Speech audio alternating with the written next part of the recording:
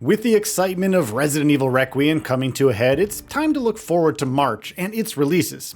And to say there are many is an understatement. A new Pokémon Life Sim, a new Bungie title, a new Monster Hunter Stories, Death Stranding 2 on PC, a new Fatal Frame remake, and of course, one of the biggest games of the year. Let's just dive straight in, starting with Crimson Desert. The big one, with arguably the most hype, is Crimson Desert here. It's been a long journey towards release, and no matter how many interviews or videos we do see, it has something new to reveal every single time. I mean, can it meet all the hype? Maybe, maybe not. One thing that's for sure is we're looking forward to scouring Pywell for secrets, learning the ins and outs of each character's fighting style, and wreaking havoc with our favorite mech/dragon/bear mount when it launches on March 19th. Pokemon Poptopia. A Ditto imitating a human deciding to open a farm and bring on other Pokemon to help from the team behind Dynasty Warriors. Yeah, sounds about right. Far be it from Pokemon Poptopia out on March 5th to just be Nintendo's take on Palworld, but with a 20 to 40 hour story, post-game content, and even 4-player co-op, there should be just enough to hold you over until the next generation arrives. Marathon. Even as a Destiny player who's been disappointed by many Bungie decisions over the years, I have to admit, Marathon doesn't look half bad. Maybe it's because the 6 runner shells actually have compelling kits, or due to the quality of life features, or the killer presentation from that sick match loading screen to the extraction. Either way, Marathon should have some impact when it launches on March 5th. Whether Bungie can keep that going is of course another issue. Planet of Lana 2: Children of the Leaf. Following up on the original's gorgeous hand-painted aesthetic and environmental storytelling, Children of the Leaf promises to be even bigger and more mysterious.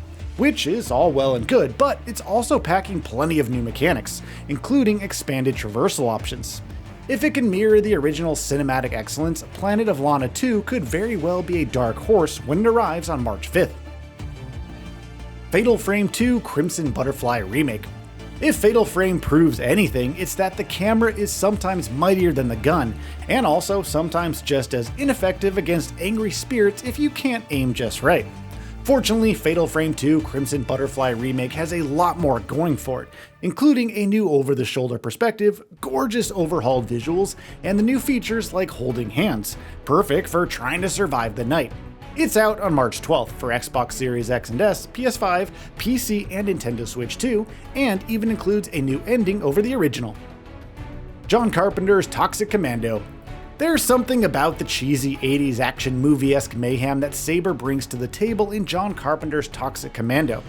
Maybe it's also about seeing the swarm engine applied to zombies, ensuring plenty of massive hordes that you don't know whether to shoot or gawk at. The former. I mean, obviously always the former.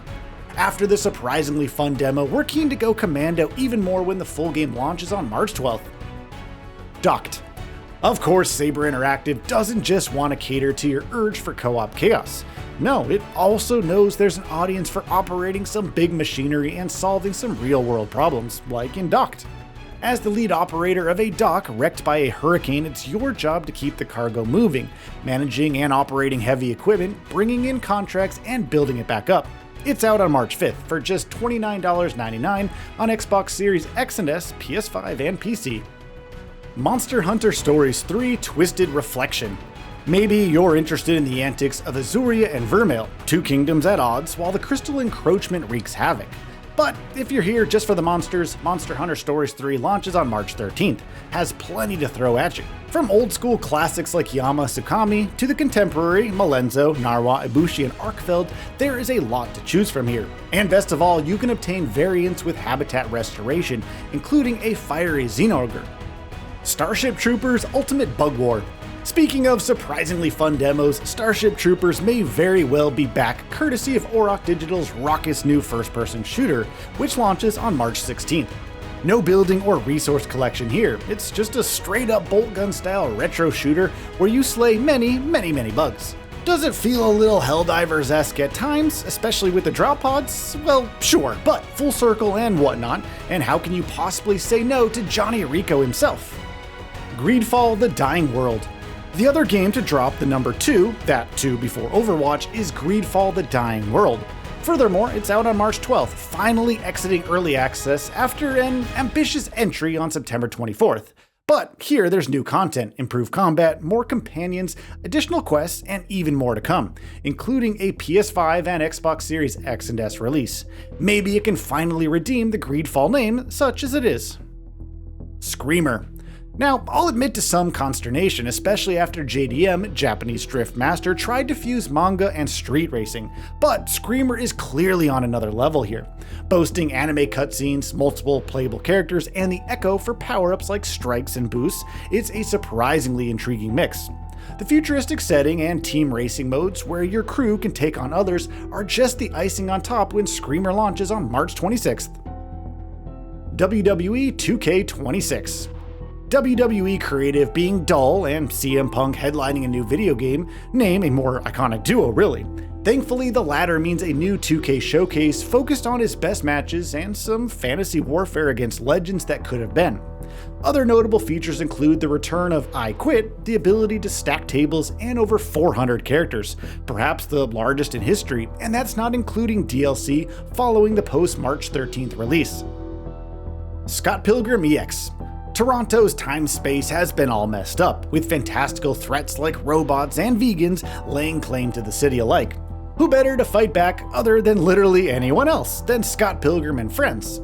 Following up on Scott Pilgrim Takes Off, this is a new beat-em-up from Tribute Games, with 7 playable fighters, 4-player local and online co-op, with drop-in drop-out supported might I add, and a progression system centered around badges. If you enjoyed Scott Pilgrim vs. the World, the game, then EX may be up your alley when it launches on March 3rd. Mega Man Star Force Legacy Collection. Following up on the well-received Battle Network Legacy Collection, Mega Man Star Force gets its own compilation on March 27th, with all 3 titles and their versions. And considering the dozens of hours you can invest in each one, complete with a new gallery and online play for battling, it may be just what the doctor, not Wily, ordered. Death Stranding 2 on the beach for PC. One of the least surprising announcements of all time, thanks ESRB and Kojima by the way, Death Stranding 2 on the beach nevertheless promises to be the most stunning version when it releases on March 19th. It includes ultra-wide support, upscaling, and frame generation across DLSS 4, FSR 3, and XeSS 2.0, and even lets you enable Decima's own Pico upscaling tech.